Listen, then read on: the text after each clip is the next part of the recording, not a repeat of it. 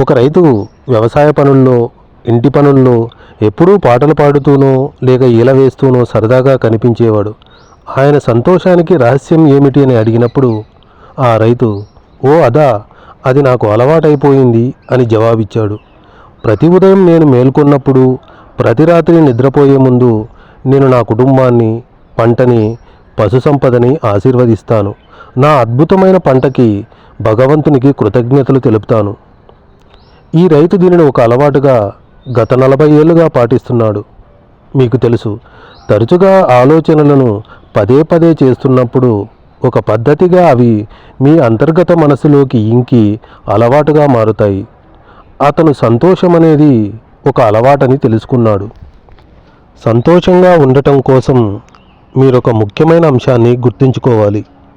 మీరు మీ మనసులో సంతోషంగా ఉండాలని హృదయపూర్వకంగా కోరుకోవాలి. నిరాశ, నిస్పృహలతో ఎంతో కాలంగా విచారంలో ఉన్నవారు కొందరున్నారు. హఠాత్తుగా వారిని అద్భుతమైన, సంతోషకరమైన ఒక వార్తతో వారికి ఆనందాన్ని కలగజేస్తే వాళ్ళకి అలవాటైన, విచారకరమైన, నిస్పృహ నిండిన స్థితిలోకి మళ్ళీ వెళ్ళాలనుకుంటారు. చాలామంది విచారాన్ని వారికి తెలియకుండానే ఎంచుకుంటారు. వారంతా ఈ రకమైన ఆలోచనలు చేస్తుంటారు. ఇవాళ చాలా చెడ్డ రోజు, ఏ పని సరిగ్గా జరగటం లేదు, నేను విజయం సాధించలేను, ప్రతి ఒక్కరూ నాకు ఎదురు తిరుగుతున్నారు, వ్యాపారం దెబ్బతింది, ముందు ముందు పరిస్థితి ఇంకా ఘోరంగా ఉండేటుంది, నేనెప్పుడూ ఆలస్యంగా చేరుకుంటాను, నాకు మంచి అవకాశాలు ఎప్పుడూ రావు, అది అతని వలన అవుతుంది, కానీ నేను ఆ పని చేయలేను. పొద్దున్నే లేస్తూనే మీ ధోరణి ఇలా ఉంటే మీరు ఇటువంటి అనుభవాలనే ఆకర్షిస్తారు. మీరు దుఃఖంలో ఉంటారు. మీరు ఒక విషయాన్ని అర్థం చేసుకోవడానికి ప్రయత్నించండి. మీ మనసులో ఏం జరుగుతోందో అదే చాలా వరకు మీరుంటున్న ఈ ప్రపంచాన్ని నిర్ధారిస్తుంది. మానవుని జీవితం అతని ఆలోచనలతో ఏర్పడుతుంది అంటారు తత్వవేత్తలు. రోజంతా తాను ఏం ఆలోచిస్తాడో అలాగే తయారవుతాడు మానవుడు. మీరు ఏ ఆలోచనలను మీ మనసులో ఉంచుకోవటానికి అలవాటు పడతారో అవి భౌతిక పరిస్థితులలో ప్రకటించబడతాయి.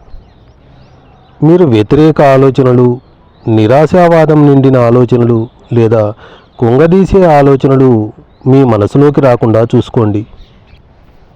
సంపద దానంతట అది మీకు ఆనందాన్ని ఇవ్వలేదు. మరోవైపు అది మీ ఆనందానికి అడ్డురాదు. ఈనాడు ఎంతోమంది వస్తువులను కొనడం ద్వారా ఆనందాన్ని కొనాలని ప్రయత్నిస్తుంటారు. హెచ్డి టీవీ, సరికొత్త మోడల్ కారు, ఖరీదైన బట్టలు, ఫామ్ హౌస్, ఇంకా అనేకం. కానీ ఆనందాన్ని అలా కొనలేరు. సంతోష సామ్రాజ్యం మీ ఆలోచనలలోనూ అనుభూతిలోనూ ఉంది. ఎంతోమంది జనం ఆనందాన్ని పొందడం కోసం ఒక కృత్రిమైనది ఏదో అవసరమన్న ఆలోచనలో ఉంటారు. కొందరు నాకు ఆ పదవి వస్తే, నాకు ఆ అధికారం ఉంటే, నా దగ్గర అంత డబ్బు ఉంటే, వార్తాపత్రికలో నా ఫోటో ప్రచురిస్తే నేనెంతో సంతోషిస్తాను అంటారు. నిజానికి సంతోషం అనేది ఒక మానసిక, ఆధ్యాత్మిక స్థితి. పదోన్నతి కలగడం, ఏదో పురస్కారం లభించడం ఆనందాన్ని ఇవ్వలేదు.